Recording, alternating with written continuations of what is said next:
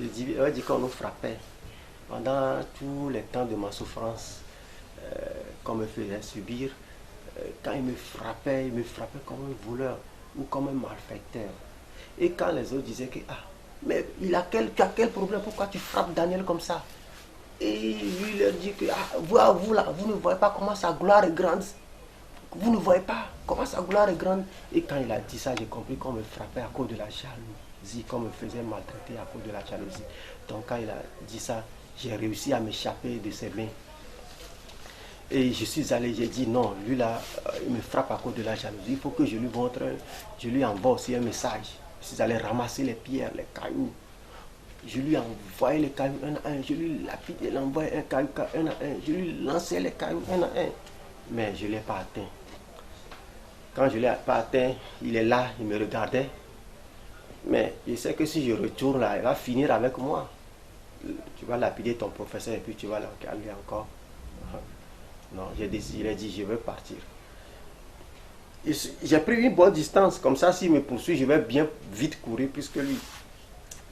Donc, j'ai pris une bonne distance avant de lui envoyer les pierres.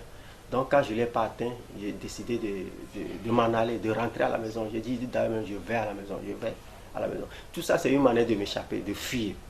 Parce que je l'ai lapidé, fini. Je vais aller encore, il ne va pas me louper. Donc, sur la route, je me suis dit, ah, ce n'est pas normal. Mes collègues sont en classe et moi, je vais retourner à la maison. Faire quoi? Au moins, les professeurs me soutiennent. Je vais aller, je vais me glisser dans la classe. Au moins, peut-être, ils peuvent me défendre. C'est ce que je me suis dit. Donc, quand j'ai décidé de rentrer en classe, je me cachais pour rentrer en classe. Lui aussi me guettait sans que je ne sache. Il est venu se planter devant moi. Tiens, Daniel, je t'ai attrapé. Et quand il a dit, Daniel, je t'ai attrapé, je sais que tu reviendras. Je n'ai pas encore fini avec toi. Quand il a dit ça, tellement j'ai eu peur, je me suis retourné dans mon corps.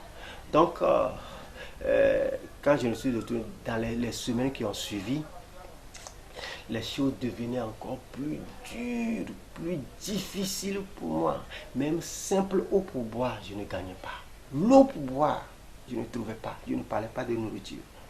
Je ne parlais pas de nourriture. Tout devenait difficile pour moi.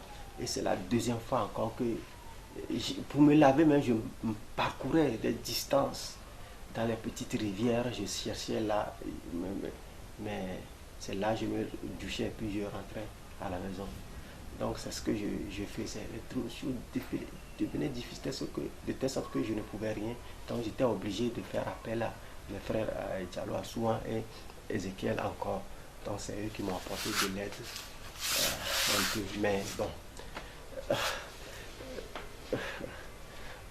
une fois que je ne travaillais pas, bon, l'aide qu'eux-mêmes m'apportaient ne pouvait pas subvenir à mes besoins. Donc je supportais. Donc ça a pris un bon temps. Donc quand ça arrive comme ça, j'avais un apprenti. Donc mon apprenti, lui, il fuyait. Donc, il allait rester chez son oncle à Accra. Accra, il allait pour rester là-bas, puisque lui, Dieu m'avait dit, Daniel, lui, il est là pour son intérêt. Donc, comme j'avais dit, je vais parler de lui. Lui, bon, j'avais voulu l'aider seulement, bon, comme il avait vu que c'est un frère, sans savoir que c'est un frère malhonnête. Quand il a su qu'il maîtrise le carrelage, donc il passait partout et mes boss, ceux-là à qui je travaillais, qui m'aidaient un peu, ils passaient là-bas pour gâter mon nom. Tout. Je travaillais quelque part, je m'en vais, il passait derrière là-bas. Franchement, c'est lui, on appelle, il se cachait pour faire le travail. Et pourtant, quand moi je travaillais, je divisais l'argent en deux, je lui donnais une partie pour qu'il se sente un peu aussi à l'aise. Et pendant que les choses souriaient un peu pour moi, il avait pris l'argent avec moi, 200 et quelques mille. Mais pour ne pas aussi payer, il cherchait les gens à monter la vie. Et un jour même, je balayais la chambre, je balayais derrière, en bas de mon lit, j'ai trouvé fétiche, là où je dormais. Il avait placé fétiche là-bas, je ne sais pas pour quelle cause. Tout ça là, bon, Donc c'est ce qui a même fait que je suis quitté au Ghana parce que les choses n'allaient pas. Les choses n'allaient pas. Je voyais que j'avais perdu aussi mes clients. Il avait arraché mes clients. Donc pour tout éviter, j'ai décidé de quitter le, le Ghana. Donc c'est ce qui a fait que je suis quitté là-bas. Donc quand les choses n'allaient pas comme ça, Dieu avait décidé de m'envoyer quelqu'un pour m'aider dans certaines pratiques. J'ai bien dit Dieu. Donc, ma grande sœur, dans le monde spirituel, sortait avec mon image pour faire du mal. Et quand on tue les gens et on fait les recherches, on pouvait voir Daniel comme le sorcier ou bien l'assassin de part et d'autre. Donc, elle m'avait sali, on avait fait plein de choses. Donc, quand Dieu avait envoyé, bon, Dieu m'avait prévenu qu'il enverra quelqu'un pour m'aider dans certaines choses. Donc, c'est la personne qui a lavé ma main. Bon, elle m'a dit d'aller chercher des écorces.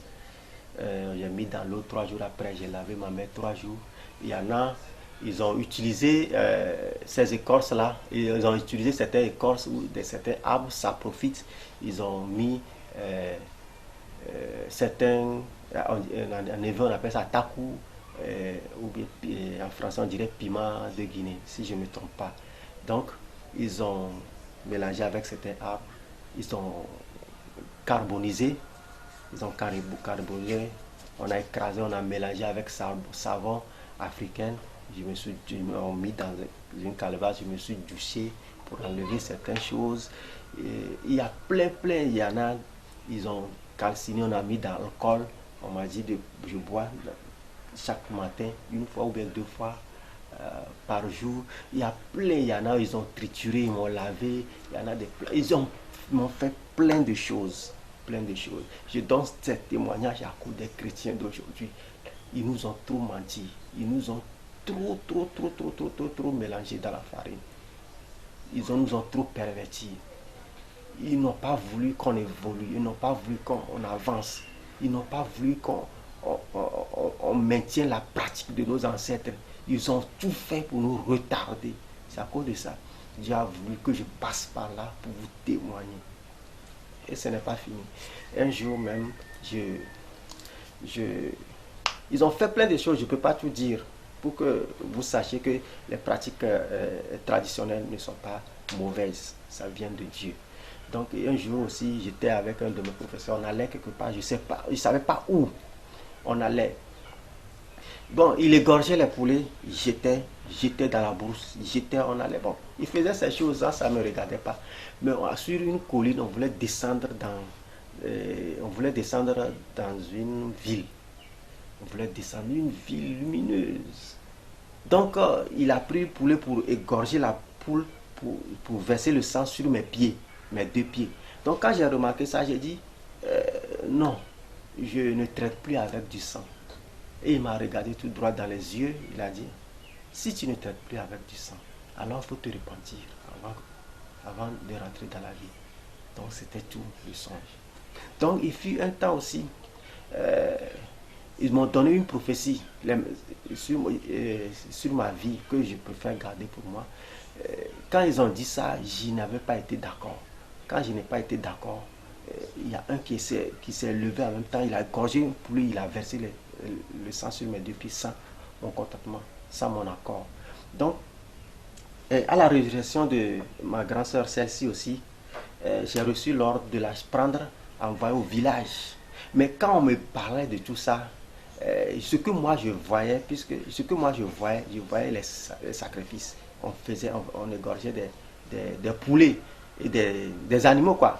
Mais je ne sais pas quel genre de pratique, je ne sais pas ce qu'ils faisaient. Mais ce que moi j'ai vu quand on me parlait, après sa résurrection, apprends-la, envoie-la au village. C'est ce qu'on m'a dit. Je ne fais que répéter ce qu'on m'a appris. Donc, quel genre de sacrifice ils font, je ne sais pas. Et pourquoi ils le font, je ne sais pas. Mais c'est ce que j'ai vu. Mais bizarrement, ils m'ont proposé ça. Dans le son, ils m'ont proposé ça. Donc, je leur ai dit non. Moi, je suis mort il y a longtemps. J'attends mon jour pour partir. C'est ce que je leur ai dit. Et ça a un sens aussi. Ça veut dire que moi, je n'ai pas besoin de ça. Donc, je donne ce témoignage à cause des chrétiens d'aujourd'hui. C'est à cause de vous que je rentre dans ces détails-là. Je vous dis merci. Et pourquoi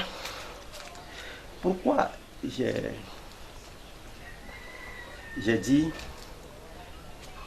Pourquoi couper un peu?